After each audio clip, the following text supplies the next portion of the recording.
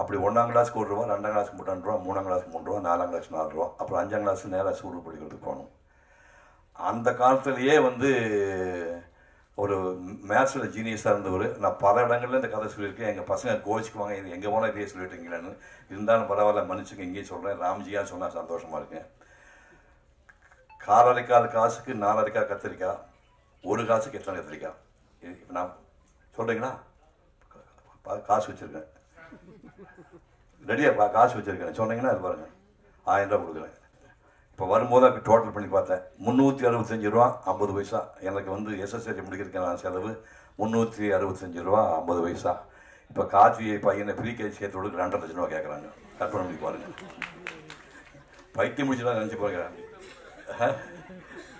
2057 விட்டு 50 ஆண்டுக்கு அப்புறம் அதே ஸ்கூலுக்கு விஜய் டிவிக்காரங்க வந்து மீண்டும் படிக்க போகிறான், வாங்க சார்னு கூட்டிகிட்டு போய் அதே ஸ்கூலை தேடி உயிரோட வந்து 7 பசங்க, 5 பாட்டி ஆகிட்டாங்க. 4 பிள்ளைங்க பாட்டிமா. நான் தாத்தா தானே, ஒரு 4-5 பாட்டிமாருங்க போட்டு படிச்சு வாத்தியார் 4 பேர் எல்லாம் வச்சு அதே பெஞ்சு இருக்குது, பழைய பெஞ்சு கிராக் விட்டுருந்து அதே பெஞ்சை போட்டு அதே இடத்துல ஒரு ஃபோட்டோ எடுத்து வச்சுருக்கேன். அந்த ஃபோட்டோ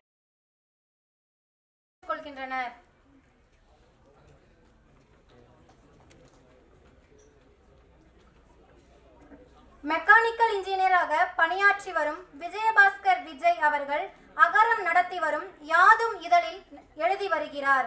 இவர் எழுதிய இந்நூல் உலகின் 29 நாடுகளில் கல்வி முறைகள் எப்படி உள்ளது என்பதை காட்டும் நூலாக சிறப்பு பெறுகிறது. காக்கும் கரங்களில் கலைத்துறையில் கால் பதித்தவர், கல்விக்கு ஒரு காப்பானையும் விவசாயத்திற்கு ஒரு கடைக்குட்டி சிங்கத்தையும் இசைக்கு ஒரு பொன்மகளையும் தந்த சிவகுமார் அறக்கட்டளையின் நிறுவனர் மதிப்பிற்குரிய சிவகுமார் ஐயா அவர்களை வாழ்த்துரை வழங்க அன்புடன் அழைக்கிறேன்.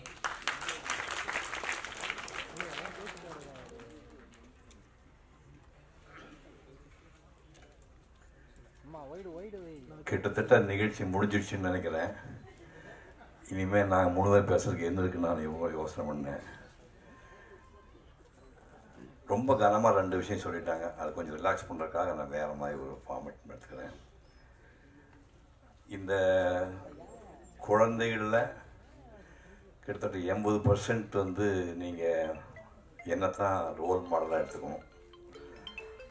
சூர்யா கார்த்திங்கிறவங்க சிவகுமார்ங்கிற நடிகனுடைய பிள்ளைங்க. ஆனால் நான் வந்து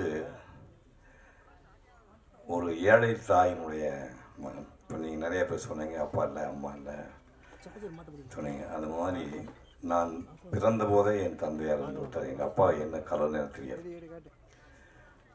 தெரியாது. அம்மாவுக்கு படிப்பறிவு கிடையாது. ஒரு வானம் பார்த்த பூமி ஒரு 8 ஏக்கரை வச்சுட்டு போயிருந்தார். அது கூலிக்கு 4 ஆளை வச்சுட்டு அம்மாவும் கூலி வேலை செய்வாங்க. பருத்தி செடி எத்தனை பேர் பார்த்துருக்கீங்க? கிராமப்புறத்துக்கு வந்து கை கொடுத்து காணுங்க பருத்தி செடி. இந்த பருத்தியில் வந்து எங்கள் காலத்தில் கருங்கண்ணி கம்போடியான்னு 2 குரூப் இருக்கும். கருங்கண்ணிங்கிறது செம்மண் நிலத்தில் விளையக்கூடியது, கம்போடியாங்கிறது கரிசல் மண்ணை விளையக்கூடிய ஹைடெக்கு பருத்தி. அது இந்த செம்மணத்தில் கருங்கண்ணி வந்து பருத்தி எடுத்து முடிஞ்ச உடனே அந்த காஞ்சி போனால் அதுக்கு எடுத்த மாறு, பருத்தி மாறுன்னு சொல்லுவாங்க. அதை வந்து மனுஷங்க தான் பூமியிலேருந்து பிடிங்கி எடுக்கணும். ஒரு 6-7 பேர் வந்து அதை கூலிக்கு பிடிங்கிட்டு இருக்கும்போது எங்கள் அம்மாவும் கூட போய் பிடுங்குவாங்க. அந்த சாயங்காலம் வரைக்கும் நீங்கள் பார்த்தீங்கன்னா ரஃபாக கணக்கு போடும்போது ஒரு 10,000 பருத்தி மாறு நீங்கள் சாயங்காலத்தில் எங்கள் அம்மா பிடுங்கியாகணும். பிடுங்கினா ஈஸியாக வராது. முக்கி பிடுங்கணும். பிடுங்கி எடுக்கும்போது 10-15 பிடுங்கும்போது லேசாக அது சிவப்பு கலராகி கொஞ்சம் நேரமாகி மத்தியானத்துக்குள்ளே இது தோல் உறிஞ்சிடும். முதல்ல கொப்பளமாகி உள்ள மாற்றுறதுக்கு அப்புறம் அதே உறிஞ்சிடும். நான் பல தடவை என் தாயாரை மாலையில் போய் பார்க்கும்போது வெள்ளை துணி சுற்றிட்டு இருப்பாங்க. அந்த துணியை பிரித்து காட்டினா உள்ளே வந்து செவப்பாக திட்டுருக்கும். அந்த துணியை ஃபுல்லாக எடுத்தால் ரத்தம் வந்துடும். இப்படியெல்லாம் வேலை செய்த என் தாயாரை நான் கண்ணால் பார்த்தவன். பஞ்சம்னா அவங்களுக்கெல்லாம் என்னென்னு தெரியாது. பஞ்சம்னா உணவு தான், எதுவுமே விளையாது. அந்த காலகட்டத்தில் ஒட்டக பால் பவுடர் கொடுப்பாங்க. ஒட்டக பால் பவுடர் சாப்பிட்டவங்க யார் இருக்கீங்களா? அங்கே யாராவது கை தூக்க முடியுமா? ஒட்டக பால் பவுடர் இங்கே கல்யாணி ஒருத்தருக்கார். ஒட்டக பால் பவுடர் ஒன்று கொடுப்பாங்க. அதை வந்து ஹாட் வாட்டரில் போட்டு கொஞ்சம் சர்க்கரையும் போட்டு குடிக்கும்போது அந்த கவிச்சு வரும். இந்த ஒட்டகத்தோடைய நாத்தம் வரும். நான் குடிச்சிருக்கேன். ஒட்டக பால் பவுடர் இதுக்குமே வசதி இல்லாதவங்களுக்கு ஆத்தோரம் கற்றாழைன்னு கிராமப்புறத்தில் மக்களுக்கு தான் தெரியும். கற்றாழையில் அந்த இலைகளை வெட்டிட்டிங்கன்னா கீழ்ப்பு அடியில் வந்து ட்ரங்க் இருக்குது, அடி மரம் இருக்கும். மரத்தில் கடப்பாறையை போட்டு நம்பினீங்கன்னா உள்ளே வந்து ஒரு யானையோட தந்த கலர் ஒரு வெண்பழுப்பு கலரில் கிழங்கு வரும். அந்த கிழங்குல வந்து இவ்வளோ இது பேர் குதிர்னு பேர். மொடாங்கிற சிறுசாக இருக்குது, பெருசாக இருக்கு பேர் குதிர்னு பேர். குதிருக்குள்ளே ஒரு பாதி குதிருக்கு வந்து கட்டி அதை போட்டுட்டு கொட்டையை நீக்கி நார் வச்சு இவ்வளோ புளியை உள்ளே போடணும்.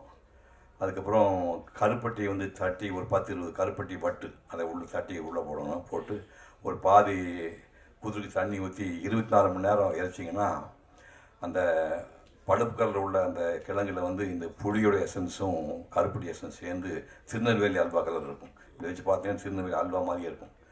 சாப்பிட்டீங்கன்னா 2 ஹவர்ஸில் லூஸ் மோஷன் போகும். இதையெல்லாம் நாங்கள் சாப்பிட்டு பார்த்துக்கிறோம். படுத்துட்டு இருக்கும்போது திடீர்னு எனக்கு சாப்பாடுன்னா எங்கள் காலத்தில் சாப்பாடெல்லாம் தினம் சமைக்கிறதுலாம் கிடையாது. காலையில் முந்தின நாள் செஞ்சு பழைய சாதம் இருக்கும், சோளச்சோறு இருக்கும். அடிபத்துனா அதுக்கு தீவச்சோறு சொல்லுவாங்க. தீவச்சோறுக்கு ஒரு சின்ன பீஸ் போட்டு பால் எப்படி மாடு இருக்கனால தயிர் கிடைக்கும். தயிரும் தீவச்சோறு போட்டு தான் நான் அந்த ஒரு 6-7 ஆண்டுகள் படிப்போங்க காலையில் சாப்பிடுவேன். அப்புறம் தாங்க முடியாமல் ஒரு இடத்துல எங்கள் அம்மாகிட்ட பொங்கச்சோறு போட முடியாமல் நீ எதுக்கா நீ பெத்த அப்படின்னு கேட்டேன். அது எங்கள் அம்மா ஒரு பேசாமல் இருந்தேன். அது ஒன்றும் சொல்லாமல் எப்படியோ கடனோடு வாங்கி ஒரு பிடி அரிசி மட்டும் வச்சுருந்தேன். அந்த ஒரு பிடியை வந்து போட்டு சமைச்சு அரிசியும் பருப்பு சாதம், கோயம்புத்தூர் ஜில்லாவில் உங்களுக்கு தான் தெரியும், நீங்கள் லெமன் ரைஸ் சொல்லுவீங்க, இல்லை அது அரிசியும் பருப்பு சாதம் செஞ்சு பள்ளிக்கூடத்துக்கு போகிற அன்றைக்கி மட்டும் அந்த பாத்திரத்துக்குள்ளே போட்டு எங்கள் அம்மா அனுப்புவாங்க. மற்ற நேரத்தில் கிடைக்காது. சாயங்காலம் கொள்ளு, தட்டைப்பயிறு, பச்சைப்பயிறு, சுண்டல், அதான் நைட் சாப்பாடு. இப்போ போகும்போது ஊருக்குள்ளே பள்ளிக்கூடம் கிடையாது, மின்சாரம் கிடையாது, டாய்லெட் கிடையாது, குடிநீர் கிடையாது. பக்கத்தில் ஒரு கிலோமீட்டர் தூரத்தில் ஒரு ஊரில் போய் படிக்கிறோம்னா அங்கே வந்து தனியார் பள்ளிக்கூடம், ப்ரைவேட் வாத்தியார் ஒருத்தர் இருக்கிறாரு, கல்யாணசாமி நாடு இருந்தார். ஊருக்கு கோயிலை விட்டு தனியாக மொட்டமே ஒரு மொட்டை மண்டபம்னு ஊருக்கு நடுவில் மண்டபம் வந்துச்சு. அந்த மண்டபத்தில் வந்து தரைப்பகுதி இந்த ஹைட் இருக்கும், பூரா தூசி வந்துட்டுருக்கோம்.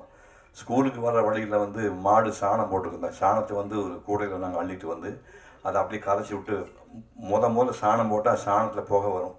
சாணம் போட்டு பார்த்துக்கினா நீங்கள் மாடு சாணம் போட்ட உடனே அந்த ஒரு புகை வரும். அதை பாருங்க, அந்த ஒரு அம்மா பார்த்துக்காங்க. சாணம் போட்டு அந்த புகையோடு அந்த சாணத்தை எடுத்துகிட்டு போய் கூடையில் போட்டு பேசி கரைச்சி அதை வந்து மெழுகி விட்டு அது காஞ்சதுக்கப்புறம் அதுதான் உட்காந்து ஒரு 30 பேர் நாங்கள் படித்தோம். அப்படி 1ஆம் கிளாஸுக்கு 1 ரூபா, 2ஆம் கிளாஸுக்கு 3 ரூபா, 3ஆம் கிளாஸுக்கு 3 ரூபா, 4ஆம் கிளாஸுக்கு 4 ரூபா, அப்புறம் 5ஆம் கிளாஸுக்கு நேராக ஸ்கூலுக்கு படிக்கிறதுக்கு போகணும். அந்த காலத்திலேயே வந்து ஒரு மேத்ஸில் ஜீனியஸாக இருந்தவர். நான் பல இடங்கள்ல இந்த கதை சொல்லியிருக்கேன். எங்கள் பசங்க கோச்சிக்குவாங்க, இது எங்கே போனால் இதே சொல்லிட்டுருக்கீங்களான்னு. இருந்தாலும் பரவாயில்ல, மன்னிச்சுங்க, இங்கேயும் சொல்கிறேன். ராம்ஜியாக சொன்னால் சந்தோஷமாக இருக்கேன். காலரைக்கால் காசுக்கு 4 அரைக்காய் கத்திரிக்காய், 1 காசுக்கு எத்தனை கத்திரிக்காய்? நான் சொல்கிறீங்களா? காசு வச்சுருக்கேன், ரெடியாக காசு வச்சுருக்கேன் சொன்னீங்கன்னா அது பாருங்கள், 1000 ரூபா கொடுக்குறேன்.